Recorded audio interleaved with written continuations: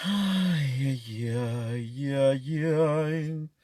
Nararam, taram, tararam, tararam, taram, tararam, tararam, tararam, taram, tararam, tararam, taram. Veamos qué está ocurriendo en las redes sociales. Aquí estoy. Veamos. Ah, estoy cantando, qué linda voz. Ya, bien. Veamos qué pasa. Oh, en el Salón VIP está todo pasando. Eric Valenzuela, buenos días. Ruth Gaete, buenos días. Roberto Javier, buenos días. Buenos días, buenos días. Hoy no tengo clase a las 8, así que me vine a dar una vuelta acá. Bienvenido, Eric Valenzuela. Roberto Javier, para cada uno mucha magia, luz y amor en esta jornada. Un gran abrazo a nuestro querido y cada vez más frondoso. Mira, mira, mira, voy a terminar Eclesiastés como lo comencé. Bien frondoso. Y vamos a ver qué ocurre en el Salón Popular. Buenos días, Yosinella. Buenos días, Eddie. Buena tarde, Grego. Bienvenidos y bienvenidas a nuestra clase número 50 y algo. Debe ser como la clase número 52 de Eclesiastés. Así que se nos viene una clase interesante y trataré en lo posible de avanzar 3 versículos hoy día. Vamos a ver si se puede. Vamos que se puede. Patricio Campos, buenos días, bienvenido hermano, bienvenido. Pasen a sus pupitres, por favor, para tomar asiento y comenzar así la clase del día de hoy. Ñam, ñam, ñam. Yo ya me tomé mi primer desayuno. Terminando esta clase, tomo mi segundo desayuno. ¿Ya? Soy como los hobbits, ¿no? Em, Comenzamos en 3 minutos, así que tenemos tiempo para conversar. Cuéntenme cómo han estado, cómo va la vida, cómo van, cómo van. Para pa, pa.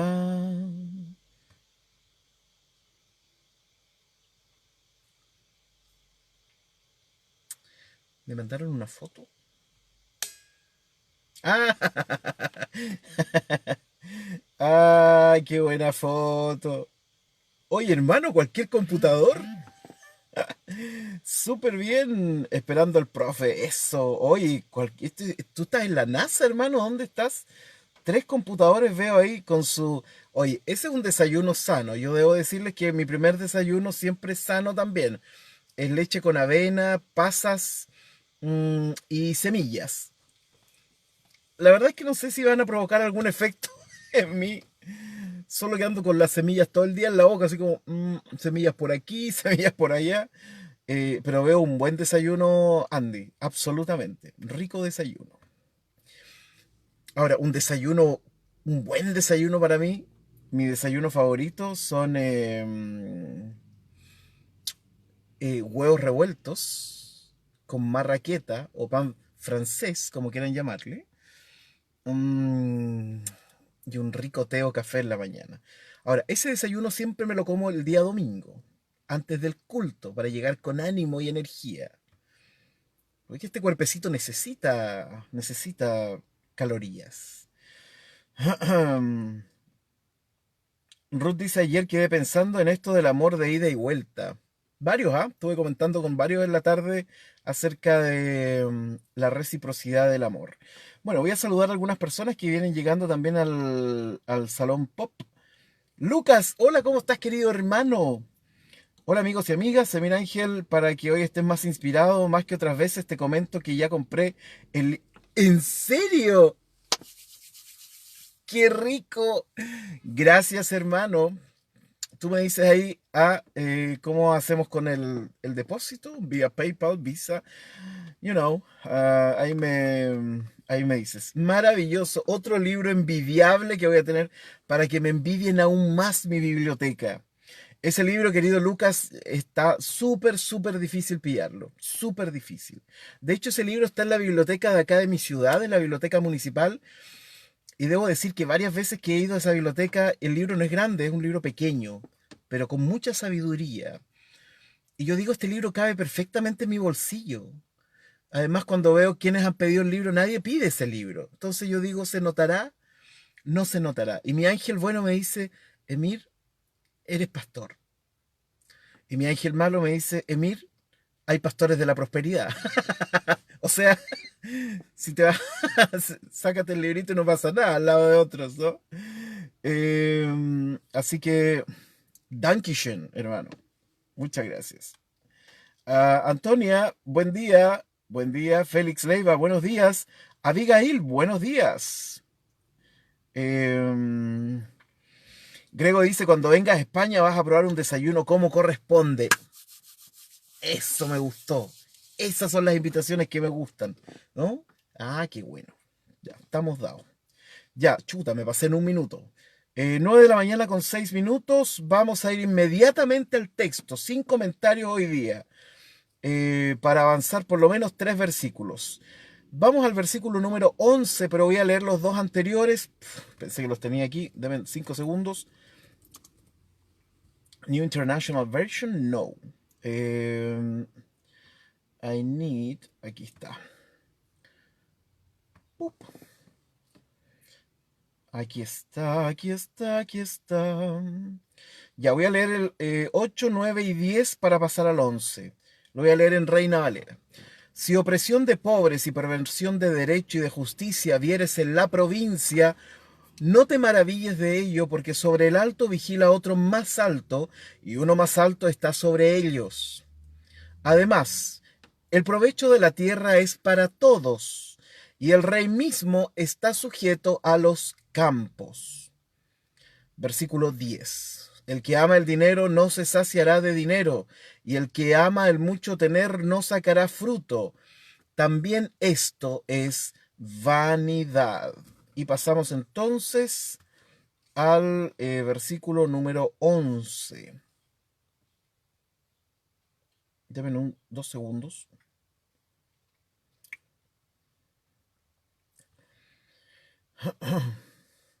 Ok. Versículo número 11 de Eclesiastés, capítulo 5, para que lo tengan ahí a mano. Ruth, Cantar de los Cantares, capítulo 5 de Eclesiastés. Y vamos al versículo número 10 en la Biblia hebrea, 11 en sus Biblias en español. Ya, dice... Birvot Hatová. Birvot Hatová. Rabu Ojleja. Eso es lo que dice, y hasta está rimando, ¿no? Es entretenido cuando el texto hebreo además rima, ¿no? Porque la poesía no siempre tiene que rimar. Pero es bonito cuando el texto hebreo rima. Entonces dice Birvot Hatová, ahí termina la primera parte. Después dice Rebu Ojleja. Una hermosa rima. Esto significa, vamos a tratar de traducirlo, de ahí vamos a hacer los comentarios, ¿no? Birbot, esto viene de Rabá, de Rabá viene Rabí, por ejemplo, que significa mucho, ¿no? Ya lo hemos dicho en otras ocasiones. Entonces, Birbot significa algo así como en la multitud, después dice Hatová, y aquí tenemos una gran diferencia, porque Hatová viene de Tov, que significa bien, pero además tiene un montón de otros significados, ¿no? Entre ellos está objetivo, también bondad. Y Reina Valera, fíjense que lo traduce como bienes. Vamos a revisar después esa traducción. Entonces, Birbot Hatová, y después dice Rebu, o sea, en la multitud de Hatová, de bienes o de bondades o del bien, ¿no? Hay un Rebu, Rev de nuevo, Rav, ¿no? Hay muchos, Ojleija dice literalmente, Ojleija, y esto significa los que comen, ¿no? Viene del verbo ajal, que es comer, literalmente, ¿no? Entonces, esa es la primera parte. Después dice, cuál es el sentido entonces? O la Reina Valera dice, qué bien, ¿no? ¿Cuál es el objetivo? cuál es el bien. Y aquí viene una parte re difícil de traducir porque dice ki'im y además aparecen dos palabras en hebreo que tienen dos formas de, o sea, el escriba las escribió de dos formas distintas. Entonces, pero que tiene que ver con el ver, con la palabra ver. Entonces, ki'im, reut, ¿ya? Porque si ven con sus ojos, ¿no? Einaiv. Eso sería como una cosa muy, ya lo hemos visto durante el transcurso de estos textos, que no es fácil traducir algunos de estos versículos o ciertas partes de versículos de Kohelet, ¿no? Entonces voy a leerlo de nuevo en la Reina Valera como para tener el contexto. Cuando aumentan los bienes, también aumentan los que los consumen. Todo esto está en el ámbito del masal, ¿no? Del mashal, que es la literatura proverbial, ¿no? Entonces, y la literatura proverbial tiene esta idea, ¿no? Que coloca un sujeto y coloca otro al frente y los presenta para que uno pueda de alguna forma decidir. El que ama el dinero entonces no se saciará de dinero y el que ama el mucho tener no sacará fruto, ¿no? Esto se le llama un paralelismo creciente, ¿no? Significa que la segunda parte explica o amplía la idea de la primera mitad del versículo, ¿no? Cuando aumentan los bienes, también aumentan los que los consumen. Qué bien pues tendrá su dueño si no verlos con sus ojos. ¿Ya? Y ahí hay que tratar de entender qué significa lo que está diciendo el texto. Maggie, buenas tardes. Buenas tardes, mijitos. Ruth dice la TLA, porque aún, no, porque quien se llena de dinero también se llena de gente que quiere gastarlo. Lo único que sacan los ricos es el gusto de ver tanto dinero. Es una buena traducción, bien literal, pero está muy, muy bien. Buenos días. Alfonso, Ernesto Estrada, buenos días. Y Grego hizo una interpretación de lo que ella dijo, que voy a tener un buen desayuno cuando vaya allá. Y este buen desayuno, fíjense, consta de una buena tostada con tomate, aceite de oliva, uy, me faltó algo, aceite de oliva y jamón del bueno. Me encanta. Pero en vez de ser una tostada, ¿podrían ser cuatro? Solo eso. Buenos días, Alfonso. Josineya colocó la traducción que tan bien nos ha hecho, ¿no? Cuanto más rica es una persona, más bocas tiene que alimentar. Y lo que gana con eso es solo saber que es rica. Buena traducción. Vamos a ver los comentarios entonces que escribí en esta mañana. Esa es mi rutina. Un día les voy a grabar mi rutina. Yo me levanto a las 6 de la mañana, o mejor dicho, despierto. A esa hora suena el despertador. Despierto a las 6 de la mañana. Aseo personal. Hago fuego. ¿verdad? Dejo todo listo en la noche, sí. Entonces hago fueguito.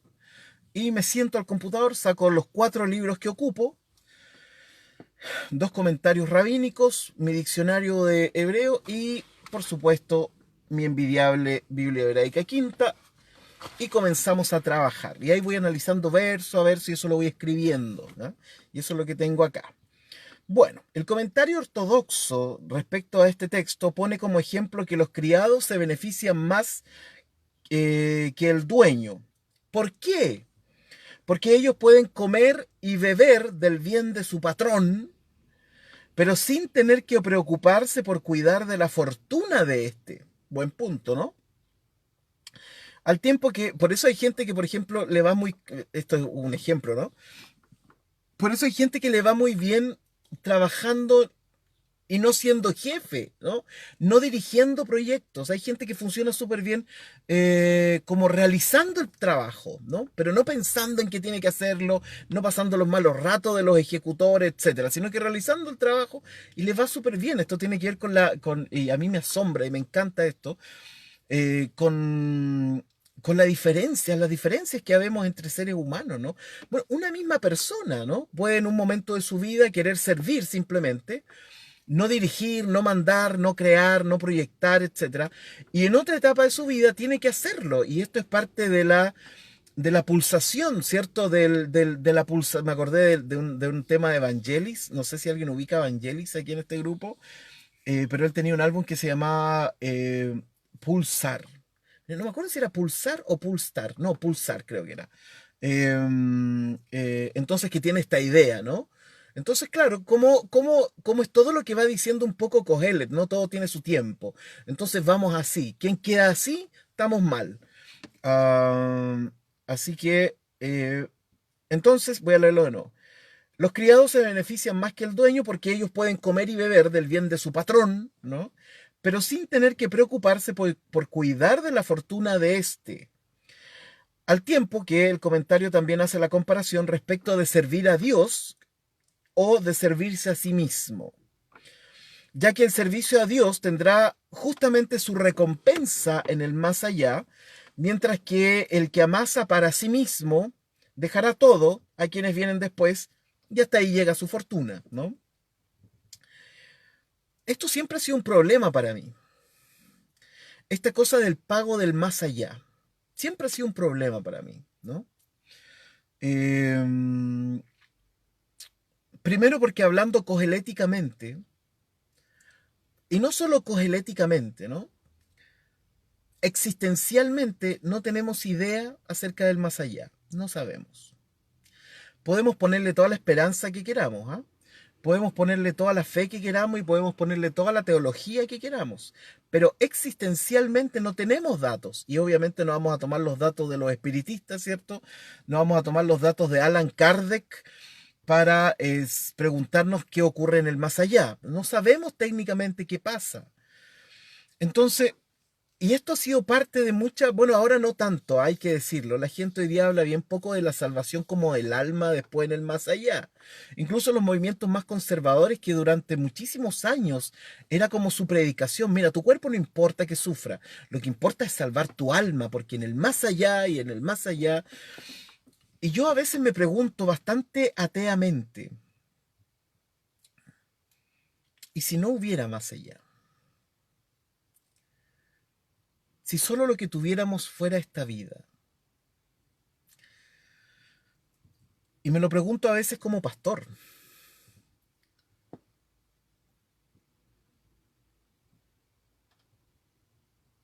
Me pregunto a veces si ocurre, qué ocurrirá más allá, ¿no?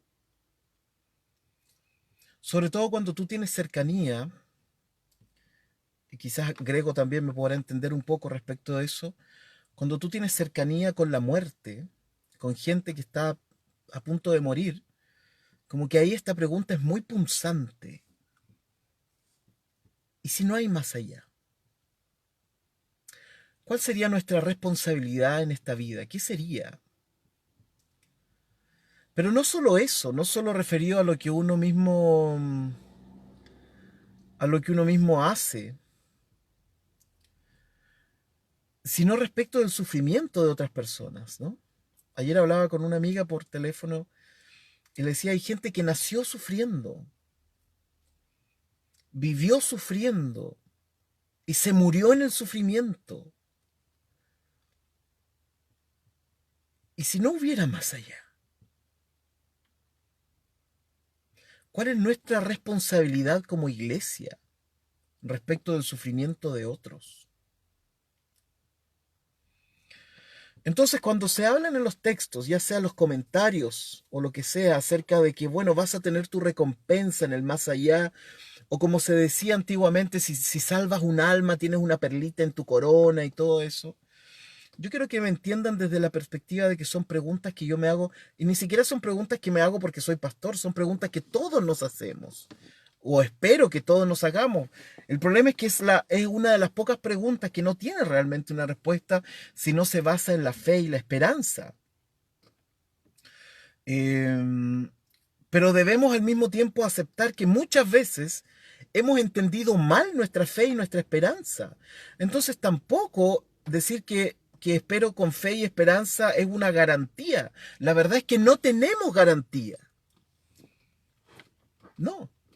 Tenemos nuestra relación con Dios, que en muchos sentidos son todas distintas, con énfasis distintos, y lo que nos va quedando es la fe y la esperanza, pero yo tampoco confiaría tanto a veces en nuestra fe y nuestra esperanza, ¿no?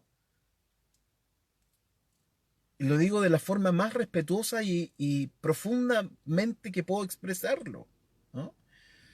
Vivimos con esas cuestiones. Entonces cuando leo algo como esto, ¿no? Ya que el servicio a Dios tendrá justamente su recompensa en el más allá, y si no hay más allá, ¿m? Y si no hay más allá. De hecho, ¿cuántas veces yo he conversado con gente, y yo se los he dicho en otras clases, acerca de mis dudas respecto al infierno, ¿no? Y a la condenación y todo. Y la gente me dice, ¿y entonces para qué vengo a la iglesia? Como si en realidad esto tuviera, en el fondo, nuestro paseo por la iglesia y nuestra contención, ¿cierto? Porque ir a la iglesia hay una especie de contención de nosotros, ¿no? Somos contenidos, ¿no? Nuestros instintos animalescos son contenidos por la iglesia. Entonces cuando la gente me dice, pero entonces, es como, ¿para qué me sacrifico, no? ¿Para qué busco ser una persona espiritual y lo que sea? Y si no hay más, y si no hay castigo, y si no hay premio. ¿Mm? Eh, a mí esto me hace pensar en la responsabilidad total que yo tengo respecto de mi vida. Pero total. No importa cuántos años tenga. Eh, es que justo me apareció un aviso de conexión a internet, entonces no sé si me caí en alguna parte. Avísenme por favor si me caí en, ya sea en YouTube o en Facebook.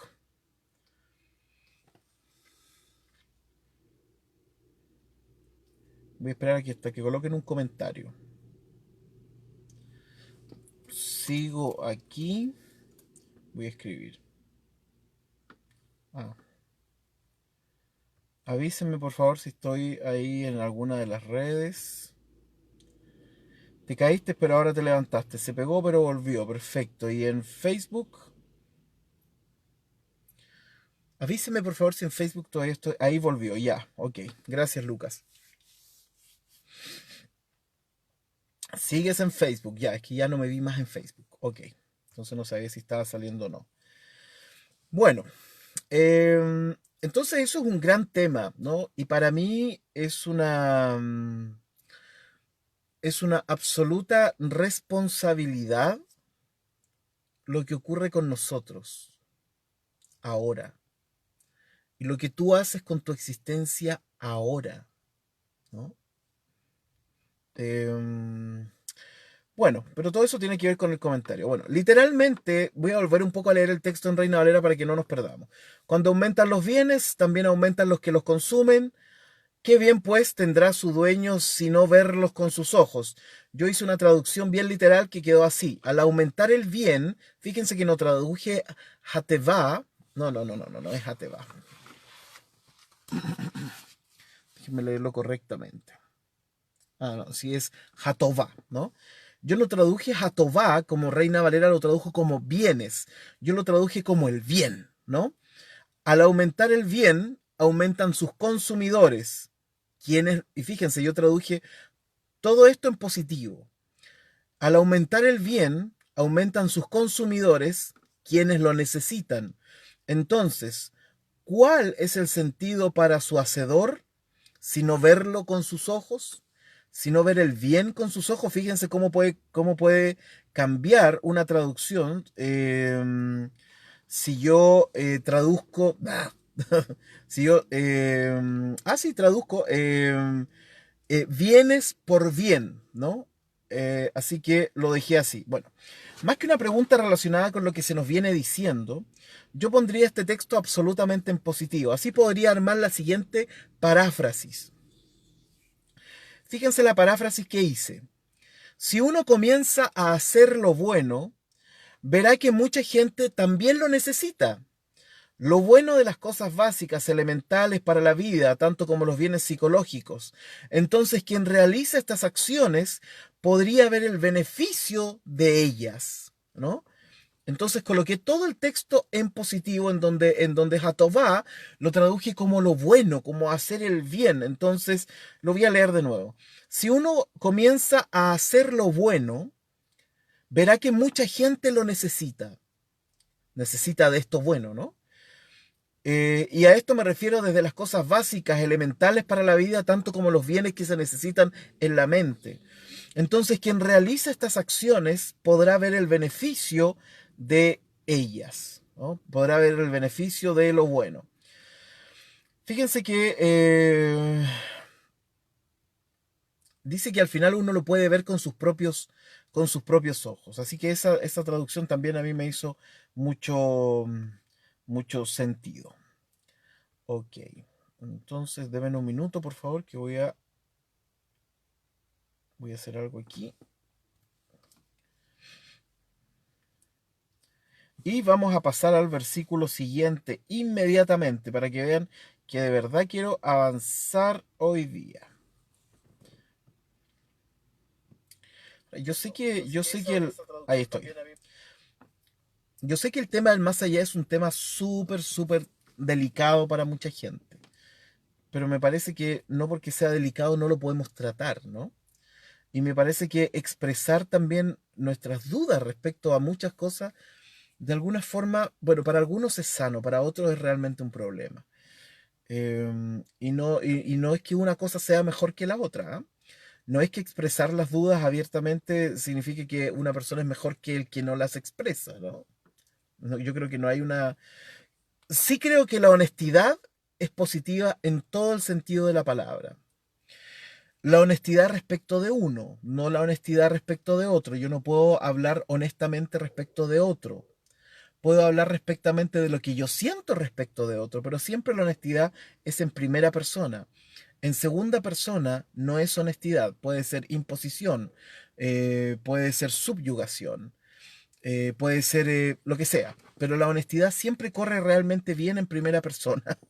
Ya en segunda persona se tranca, ¿no? Se le falta aceite, etcétera, se echa a perder. Bueno, vamos al versículo siguiente entonces.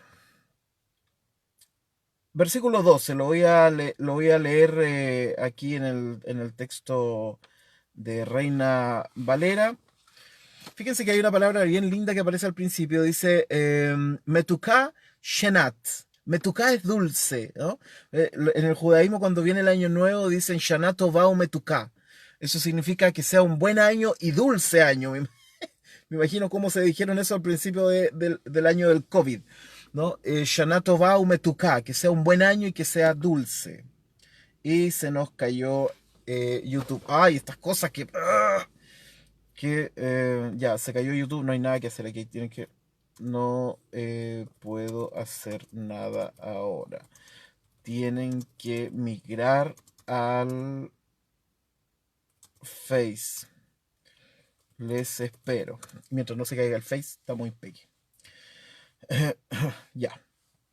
Entonces, umetuká quiere decir dulce, ¿no? Entonces dice en el versículo número 12, dice, metuká shenat, dulce es el shenat, ¿no? Que será el dormir, ¿no? Más que el sueño. Dulce es el dormir del trabajador, ¿no? Eso es lo que dice. Coma mucho o coma poco. Literalmente dice coma poco o coma mucho, ¿no? Eh, después dice, pero aquí estoy leyendo, Vea Sabá, y la abundancia le asir para el rico, rico se dice en estos textos asir, ¿no? Perdón, ashir, así se dice, rico, ¿ya? No le deja dormir, ¿no? No le permite descansar. Lo voy a leer completito lo voy a leer completito en Reina Valera porque así como medio picoteado uno se pierde. Dulce es el sueño del trabajador, coma mucho, coma poco, pero el rico no le deja dormir la abundancia, ¿no? Aquí tenemos un hermoso paralelismo poético que está... fíjense que es súper interesante, ¿no? Porque el paralelismo se esperaría que hubiera un A y un B, ¿no? Y eso es lo que ocurre.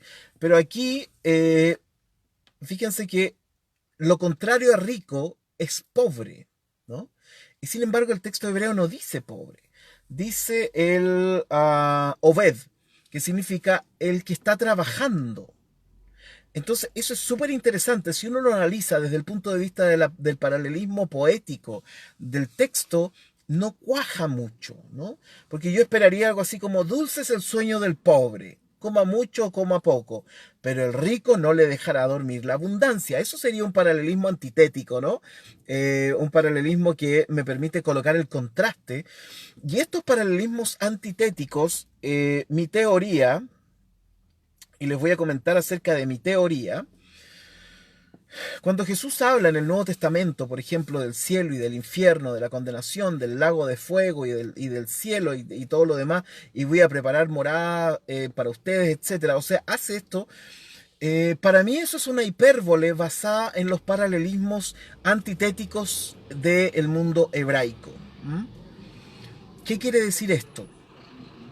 Esto es súper complicado lo que les voy a decir, ¿ah? Pero es mi teoría. Y llegaron los amigos de la basura, ¿no? Y van a tomar aquí su correspondiente desayuno. Eh, entonces mi teoría es que cuando Jesús habla de estos dos elementos, ¿no? Del cielo y del infierno, del cielo y del fuego y todo lo demás, lo que está haciendo es que está ocupando un recurso literario. Me van a retar. Eh, me, me gané una, me gané una mirada de aquellas. Eh, entonces, cuando Jesús ocupa eso, desde mi perspectiva lo que está haciendo es que está ocupando un recurso hiperbólico, ¿cierto? Hipérbole quiere decir que tú como que engrandeces algo porque quieres dejar una enseñanza, ¿no? Si por un lado tomas eso, o sea, Jesús habló del rico y Lázaro, por ejemplo. O sea, el recurso parabólico e hiperbólico en Jesús era súper importante. Pero si a eso le sumas el hecho de que Jesús venía de una tradición en donde la pedagogía consiste en enseñarle algo a otro, y para enseñarlo tienes que colocar dos polarizaciones, ¿cierto? Entonces, a mí me haría mucho sentido que cuando Jesús habló del cielo y del infierno, ocupaba recursos literarios y poéticos de su tiempo, que ya estaban en boga. De hecho, en Medio Oriente se enseña así, en la pedagogía, el paralelismo poético, ¿no? Para poder memorizar, que es mucho más fácil memorizar así. Entonces, que Jesús podría perfectamente haber ocupado parte de los recursos literarios, ¿no? De su tiempo, sumado a la hipérbole del asunto, y por lo tanto, y esto significa que el asunto no es cielo e infierno, sino que tiene que ver con cómo nos movemos en la tierra, ¿no? Cómo nos movemos en este mundo. O sea, las hipérboles y las polarizaciones basadas en estos recursos poéticos se colocan uno a cada lado para que tú veas cómo tienes que moverte en el centro. O sea, cuando nosotros vemos el poema del tiempo, todo tiene su tiempo: tiempo de nacer y tiempo de morir. ¿Qué hay entre el nacer y qué hay entre el morir? El ahora, po. Nuestra vida, ¿no? Entonces, para mí, el recurso ocupado por Jesús no es que nos quiere decir que existe un cielo y existe un infierno, en términos literales, ¿no? Sino que lo que nos quiere decir es que hay dos polos, hay dos polarizaciones, y estas polarizaciones pueden ser el bien y el mal, y nosotros debemos saber conducirnos éticamente entre estas dos polarizaciones. No con las polarizaciones equilibradas, entre las polarizaciones, que no es lo mismo que el equilibrio, ¿no? Antonia puso: suéltelo. Ahora, cuando a mí me preguntan, pero pastor, ¿y usted por qué no? Bueno, este es uno de mis argumentos, ¿no? Tengo muchos más, pero este es como mi argumento literario, ¿no? Mi argumento de la literatura poética del Medio Oriente, los paralelismos antitéticos y la hipérbole usada por los maestros para la enseñanza. Si Jesús ocupó eso, entonces el cielo y el infierno simplemente son recursos literarios para mostrarnos cómo conducirnos en el centro de nuestra vida, ¿no? Para conducirnos con la ética correspondiente. Así que, bueno, pero ese es un recurso que ocupo yo. Eso es algo que muchas veces me he preguntado respecto de esto también. Pueden comentar, por supuesto, si quieren. Bueno, dulce es el sueño del trabajador, coma mucho, coma poco. Ah, por eso llegamos a ese punto, ¿no? Porque aquí no había, lo contrario, rico debería ser el pobre, pero aquí dice el trabajador, ¿ya? Al final de este texto, en la Reina Valera, aparece la palabra abundancia, ¿cierto? Porque dice, pero al rico no le deja dormir la abundancia.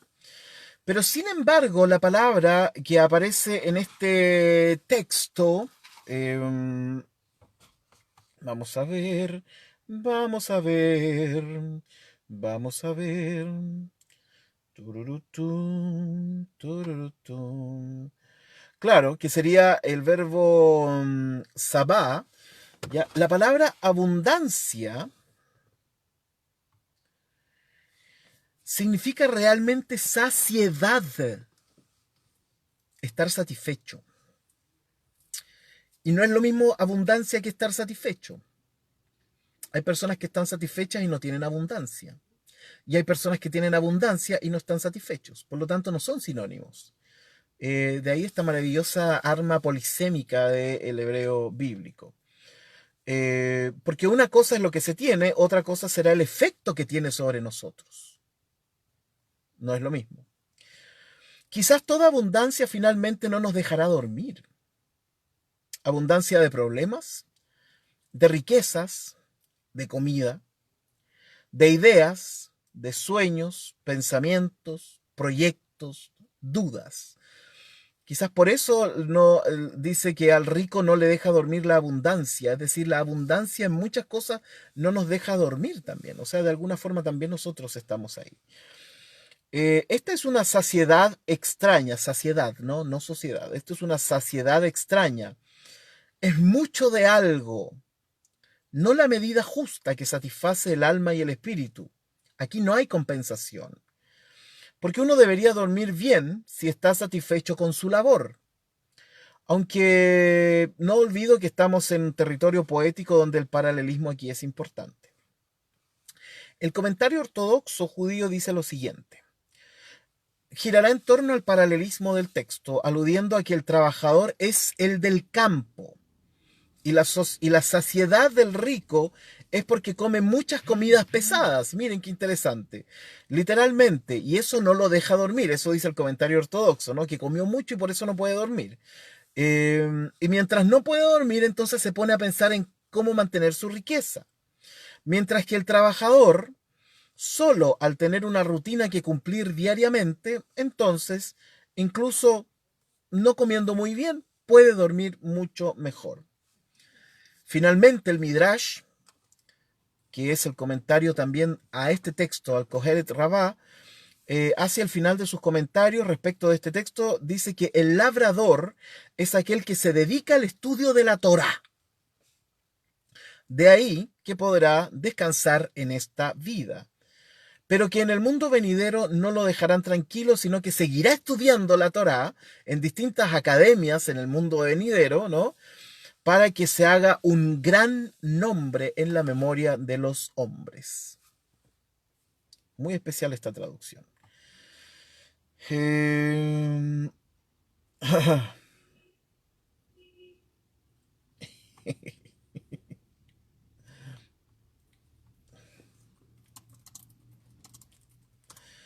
Ya está escribiendo un par de cositas ahí. A ver. Aquí colocaron alguna. Alfonso colocó la traducción de la Septuaginta. Al que se llena de riqueza no hay nada que le permita dormir. Y la nueva Biblia española dice. ¿Y cómo dice? Dulce es el sueño del obrero, coma mucho o coma poco. El que se harta de riquezas. Ay, otra vez se me fue. El que se harta de riquezas no logra conciliar el sueño. Mario Herrera colocó. Es un recurso fuerte sobre el tema de la condenación, ¿puede ser? Antonia, ¿puede enseñarnos más de ese recurso?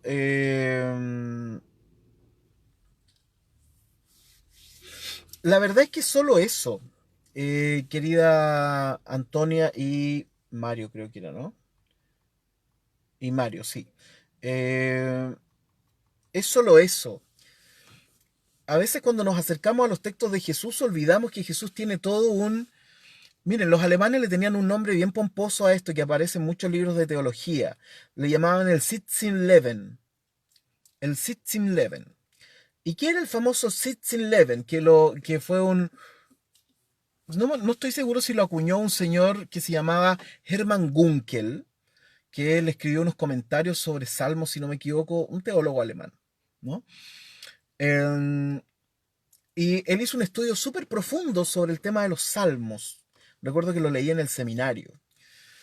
Y era súper interesante porque él hablaba de cuál era la situación. Tenía un nombre esto en español. Era la situación vital de quién estaba viviendo tal cuestión, y ahí se escribían los salmos. Entonces, para él era súper importante saber no lo que decía el salmo, sino cuál era el Sitzenleben, es decir, la situación vital donde se escribieron estas cuestiones. Y eso a nosotros no nos hace falta, ¿no? Cuando leemos a Jesús o leemos a Pablo, y Pablo con sus declaraciones de todo tipo, olvidamos que hay un Sitzenleben, olvidamos que hay una situación vital, ¿no? Hay una situación vital dentro, y esa situación vital es la que uno tiene que de alguna forma conocer. Entonces, cuando yo veo a Jesús, que viene a hablar de la misericordia, del amor, de las 70 veces 7, de que las misericordias son nuevas cada mañana, de que Dios es un padre, de que, etcétera. Y después lo escucho hablar de la condenación, yo digo, aquí hay algo que no me está cuadrando, ¿no? Porque, porque además el tema de la condenación, cielo e infierno, aparece esporádicamente en los judaísmos. No es una doctrina que estuvo eternamente en el judaísmo desde Abraham, digamos, hasta hoy día, no. Entonces, cuando después de Jesús dice todas estas cosas y aparece esto, yo digo, aquí hay algo que debo intentar entender, ¿no? Porque no me está cuadrando. Bueno, ¿y cómo me respondo a este no me está cuadrando? Bueno, intento saber que el Sitzenleben de Jesús, su situación de vida, su situación vital, incluía los proverbios. O sea, cuando uno lee, por ejemplo, los Midrashim, cuando uno lee la forma de escribir oriental, te das cuenta que uno de los recursos más importantes para enseñar es el paralelismo antitético. ¿Y en qué consiste el paralelismo antitético? En que colocas dos polos, ¿cierto? Para que tú sepas cómo, para que tú entiendas cómo debes vivir en el centro de esos dos polos. Por lo tanto, el punto no son los dos polos. El punto es lo que está al medio de los dos polos. Eso es lo que nos enseña el paralelismo. Entonces, yo siempre coloco este ejemplo. Cuando uno era niño, entonces si no se comía la comida, uno decía, si no te comes la comida, viene el viejo del saco. ¿Ya? Pero si te comes la comida, no sé, te vamos a dar un tremendo premio. Ahí está el paralelismo, ¿no? Entonces, si bien es cierto, uno como niño surge el temor, pero el asunto no es si el viejo del saco existe o no. El asunto es cómo yo me conduzco en esta realidad.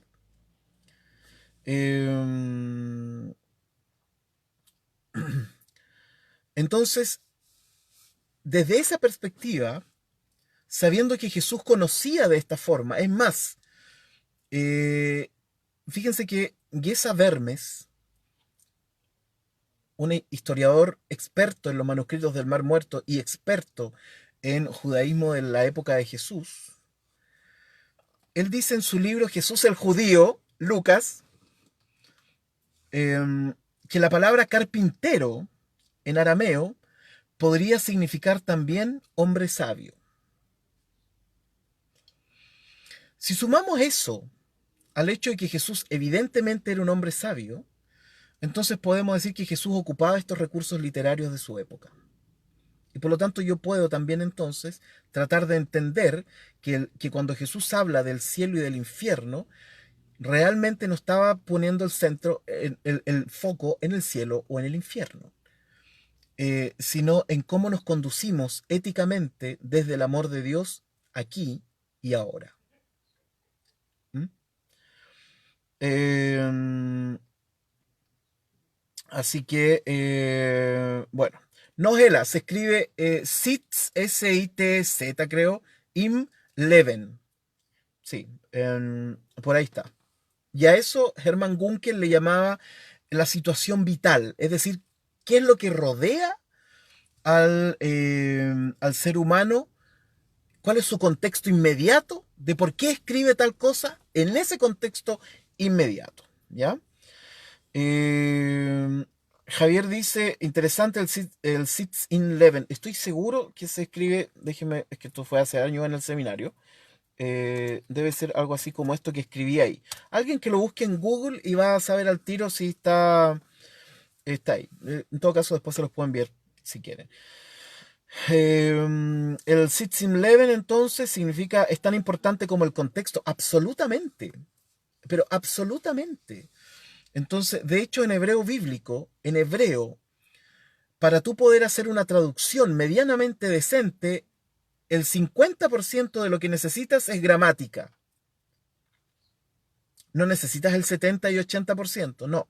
Necesitas solo el 50%, o mejor dicho, en tu traducción, el 50% de lo que vale es la gramática, el otro 50% es el contexto. O sea, es súper importante el contexto. Entonces cuando alguien dice, no, pero es que la traducción bíblica dice esto, ya, súper bien, pero eso vale la mitad nomás, po. Eso no es todo. O sea, yo necesito saber la otra parte, y esa otra parte es la que tenemos que reconstruir, ¿no?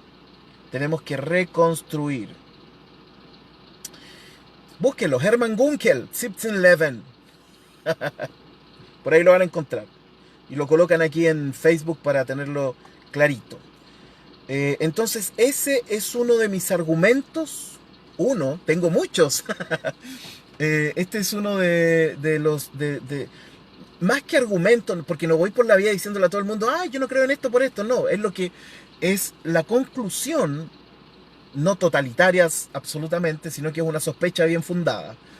Eso es, para mí estas cosas son sospechas bien fundadas respecto de por qué creo lo que creo, ¿no? Bueno, aquí está, Ruth Erika lo encontró, tal cual como lo escribí, Sitz im Leben, lugar en la vida, exacto. Ahí está, ¿no? Y Hermann Gunkel, que fue el que hizo una de estas primeras divisiones de los salmos reales, los salmos de penitencia, los salmos de esto, los salmos de esto otro, etcétera, etcétera. Él hizo justamente eso, ¿no? Hela dice textual, el asiento de la vida, tu lugar en la vida, maravilloso. Hela, eso es. Eso es lo que decía Hermann Gunkel. Entonces, uno no puede tomar un texto y decir, Jesús dijo esto. No, si lo dijo. O sea, además con Jesús con las palabras de Jesús, tenemos varios escollos que pasar, ¿no? El primero de ellos, a ver, los dos más grandes problemas que tenemos para interpretar los evangelios son dos. El primero es que no están escritos en el idioma, son tres. Tres. Por eso cuando alguien a mí me dice, no, pero es que Jesús dijo esto, ya, pero espérate un poquito, tomémoslo con calma. O Pablo dijo esto, pero más en los evangelios. ¿Por qué? Porque los evangelios nos llegaron a nosotros en griego. Jesús no hablaba griego. Puede que haya sabido algunas palabras, ¿no? No podemos dar seguridad si sabía o no. El griego era el idioma, era uno de los idiomas que se hablaban en ese tiempo. Pero por otro lado, el griego era un idioma de uno de los imperios que dominó al judaísmo. Entonces no sé si la gente iba a aprender griego de buena a primera. Bueno, como sea, Jesús no transmitió sus enseñanzas en griego. Sin embargo, nos llegaron en griego a nosotros. Primer problema. No tenemos los textos arameos que quizás podrían haber existido primero antes de los textos griegos. O sea, primero tenemos un problema lingüístico. En segundo lugar, tenemos el problema de que Jesús no escribió nada, sino que esto lo escribieron otras personas que vieron sus propias visiones y hartos años después, déjenme decirles que Mateo no es el texto más antiguo de la Biblia, sino que creo que es Primera de Tesalonicenses, del Nuevo Testamento. Por lo tanto, primero, nos llega en un idioma que no es el idioma de Jesús. Segundo, Jesús no lo escribió, sino que lo escribieron otras personas hartos 20, 30 años después de él. Y tercero, no conocemos el Sitsim Leven. No sabemos. ¿Se acuerdan que ayer cuando les hablé acerca de el Jesus Seminar, de este grupo de expertos en Nuevo Testamento? Y ahora les voy a decir la verdad. Ayer no les dije qué fue la conclusión a la que ellos llegaron, pero la mayoría de ustedes creo que son bastante maduritos para recibir esta información. No sé si están preparados. Ya, ¡pa! Suéltelo, diría la Antonia. Suéltelo, suéltelo. Bueno, todos estos investigadores del Jesus Seminar, después de analizar todas las palabras que están puestas como que dijo Jesús en el Nuevo Testamento, ¿cierto? En los Evangelios, en letras rojas, ¿se cayó la señal? ¿En serio? Dígame a alguien si se le cayó la señal de Facebook, si no, esto ya es un complot contra este curso.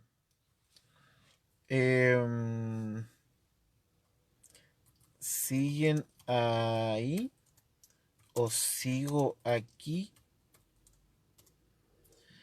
Avísenme si estoy...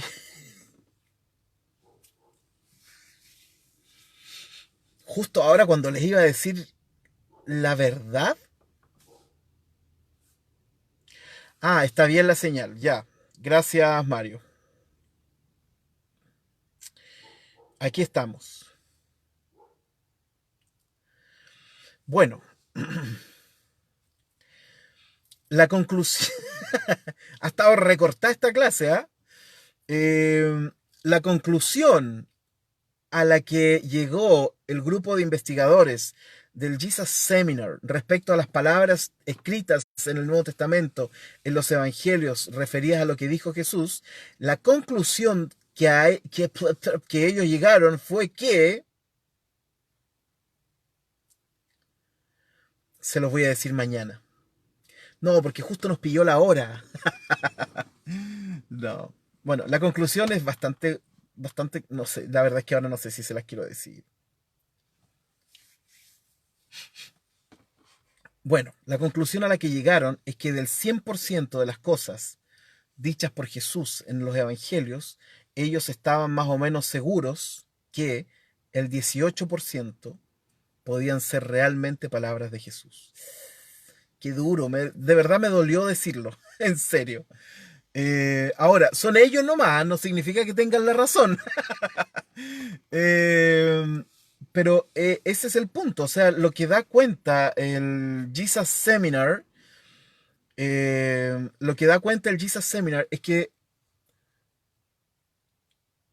no es, no es llegar, a ver, para mí esto es así, pucha que ando cortado hoy día, como que me cuesta decir estas cosas, no sé por qué. Voy a necesitar una hora José Gaete, no está José Gaete, ¿no? Mi querido... Lo que a mí me pasa con eso, miren, cuando yo digo esto, que lo digo pocas veces, la gente queda como mal, así como, no, pero ¿cómo? Si lo evangelio y todo, y yo lo entiendo. A mí lo que me ocurre con esto es que yo digo, wow, con cuánto cuidado, respeto, profundo respeto, debemos tomar los textos bíblicos. Con cuánto cuidado tenemos los textos bíblicos. Entonces cuando veo que alguien agarra un texto bíblico o agarra la versiculotrayeta y raca, taca, taca, taca, taca, taca, le dispara todos puros versículos bíblicos. El otro día, por ejemplo, vi un debate que había en Facebook y un hermano dijo, bueno, yo soy teólogo 25 años, lo dijo así, ¿eh? Soy 25 años teólogo y mi conclusión a esto es, racatacata, puso una lista de versículos bíblicos. Yo dije, ¿para qué voy al seminario? Si mi alto estándar de teología va a ser citar versículos bíblicos. Entonces lo que a mí me ocurre, eh, lo que a mí me ocurre con conclusiones como esta, como la del Jesus Seminar, es cuánto respeto y cuidado yo tengo que tener a la hora de agarrar un versículo bíblico y ¡pah! Y disparárselo a otro. O sea, cuánto respeto, ¿no? Entonces, cuando alguien toma un texto bíblico y lo avienta así como a diestra y siniestra, ¿no? Tú dices, ¿qué onda? Entonces, todas estas investigaciones y todo lo que decimos a mí me hace decir, no, pero espérate, aquí el texto bíblico no es una cosa sino que tienes que tomarlo con respeto, tienes que tomarlo con cuidado, tienes que tomarlo con pinzas, hacer lo mejor, tu mejor esfuerzo académico, en caso de que se lo quieras aventar a alguien. Si lo quieres leer para ti, de manera devocional, bien. O sea, yo no necesito leer de manera devocional el texto bíblico en hebreo o griego, ¿no? Cuando es para ti no hay problema.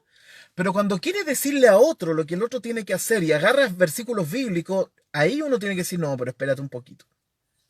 No, espérate un poquito, ¿no? Calm down, ¿no? Entonces,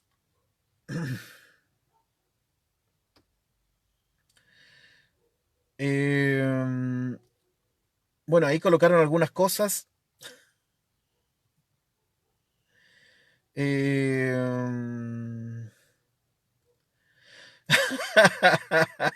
Javier Quevedo se mueve mi Sitsim Leven. Richard López, buenos días. Mario Herrera, todo esto tiene que ver con las fuentes logia y con las palabras de los evangelios apócrifos, con los logia, ¿no? Sí, tiene que ver. Por lo mismo creo que lo importante, dice Luis Cuevas, es poder conocer la situación vital del texto, saber cuál es el motivo por el cual la comunidad escribió lo que escribió en los evangelios. Exacto. Eduardo Avilés dice, ¿qué condiciones habrán tomado en cuenta para llegar a esa conclusión? Ahí habría que echarle un vistazo a la investigación que ellos hicieron, ¿no? Mira, aquí Eric colocó un texto, Jesus Seminar, de Five Gospels. Sí, y después salió un libro, ¿ah? De una colección que es como, evidentemente, el Jesus Seminar era odiado por la mayoría del mundo conservador, pero eran odiados, ¿no? Porque por eso cuando yo siempre les digo, cuando una persona le dice a otra, no, lo que tienes que hacer es estudiar la Biblia, espérate un poquito, los Jesus Seminar eran expertos en Biblia, ¿ya? Y todas las teologías narrativas y los análisis narrativos del texto que vienen de Europa, etcétera, lo hacen expertos en Biblia. Entonces ten cuidado cuando le quieras decir a otro, no, lo que pasa es que tienes que estudiar la Biblia, porque te puede salir un Jesus Seminar por ahí. Eh, Así que de verdad espero que esto no, y se lo digo como pastor, ¿no? De verdad espero que esto sea una información que a ustedes los lleve a ver el texto bíblico, y ya lo hacen seguramente, pero con, no quiero decir cuidado, ¿no? Pero sino con, para mí el texto bíblico es de alguna forma algo que yo respeto mucho, muchísimo. Y de ahí mi cuidado siempre en no dispararle versículos a las personas, no, ¿no? Si ustedes se fijan, ¿no? Todo lo que uno, lo que se tiene que, las preguntas que uno se tiene que hacer, lo que se tiene que estudiar. Ahora, esto no significa que una persona tiene que ir al seminario para estudiar la Biblia. No, no, no, no, no. La Biblia fue escrita para nosotros y nos hace bien al alma. No necesita saber ni mucha teología ni nada. Si dónde surge el problema. El problema surge desde el momento en que ya la Biblia deja de ser devocional y alimento para mi alma y se transforma en imposición, ¿cierto? Y dolor para otro. Ahí, o sea, el tramo entre yo y el otro, eso debe estar mediado por un estudio bíblico serio, serio, ¿no? Si yo voy a leer la Biblia para mí, entonces no hay problema, ¿no? Leo devocionalmente, me acerco a Dios espiritualmente, ocupo estos textos, ocupo las oraciones de los salmistas, ¿no? Para mi crecimiento espiritual, etcétera. Pero cuando esa lectura ya no está en mí, sino que la quiero imponer a otro, ahí es donde yo necesito tener un estudio sesudo, concienzudo, profundo y respetuoso de la Biblia, porque tengo que tener mucho cuidado de tratar de decirle a otro lo que yo realmente creo que el otro debiera hacer, ¿no? O sea, el respeto respecto del otro es fundamental. O sea, si vamos a estudiar la Biblia en profundidad, esencialmente es para tratar al otro con respeto y amor, no para reventar al otro a versículo bíblico, con la versículo trayeta, o tenemos la, ¿no? Eso tiene otro nombre. Eh, quise decir que era el sacerdote. Sí, por Luis Cuevas, y el otro día cité el libro de John Dominique Crozan, claro. Eh, Richard dice, mi esposa me dijo desde que escuché al pastor Emil Eclesiastés con otros lentes, con más respeto. Sí, gracias. Gracias por compartir eso, porque si hay algo que yo quisiera dejar con ustedes es que el texto bíblico es una forma de mirar atentamente nuestra espiritualidad y la vida. Y necesitamos hacerlo detenidamente. Por eso yo trato de no ceder a la tentación de pasar versículo, versículo, versículo, versículo, ¿no? Porque si uno los lee así también le pierde un poco el sentido, ¿no? Bueno, Héctor Ricardo colocó aquí el Sitsin Leven o el hábitat del texto. Ah, qué lindo suena el hábitat del texto. Lo que colocó Gela también. Me encantaron estas traducciones que pusieron hoy día. Y ahí colocó algo respecto de el Sitsin Leven. Ahí lo pueden leer porque está bien, está larguito, pero creo que les va a servir un montón. Hay una descripción. Sí, hay una descripción aquí acerca de esto. Gracias, hermano. Ya, no compartan esta clase, se los digo en serio, no la compartan, ¿no? Yo no quiero, no quiero causar más problemas. Ya, les mando un abrazo gigantesco. Voy a subir esta clase completa a YouTube para no perder el hilo de nuestra lista de reproducción. Y les mando un abrazo gigantesco y bueno, no alcanzamos a avanzar con los 3 versículos, avanzamos con 2. Mañana, versículo 13. Así como vamos, no vamos a terminar el capítulo 5 esta semana, pero la próxima semana sí, lo terminamos y pasamos al capítulo número 6. Que tengan una gran jornada, me despido de cada uno de ustedes, ha sido fantástico compartir esta lectura del texto bíblico y las conclusiones. Miren, de una palabra hemos sacado conversaciones para mucho rato, ¿no? Imagínense si estuviéramos en una sala, esto sería fantástico, ¿no? Donde pudiéramos todos opinar y todo, pero me refiero a sala de clase en vivo, ¿no? Donde pudiera verlos, donde pudiéramos picotear alguna cosita, etcétera. Quizás alguna vez se pueda dar eso. Ya, besos para todos y abrazos. Nos encontramos mañana si Dios quiere. Bendiciones.